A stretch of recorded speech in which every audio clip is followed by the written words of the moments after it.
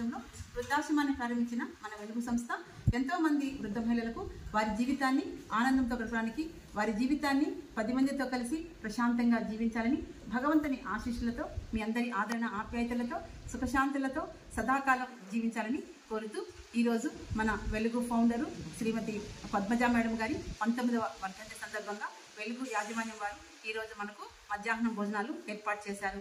10 మంది మంచి కోరే మీరు 10 కాలాల పాటు చల్లగా ఉండాలని, మీకు మీ కుటుంబాలకు సుఖ సంతోషాలు అష్టైశ్వర్యాలు ఆయుర ఆరోగ్యాలను ఆ భగవంతుడు సదా అందించాలని మనస్ఫూర్తిగా కోరుకుంటున్నాము.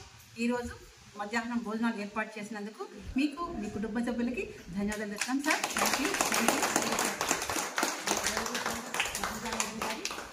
ఆత్మకు శాంతి కలగాలని భగవంతుని మనస్ఫూర్తిగా కోరుకుంటున్నాము.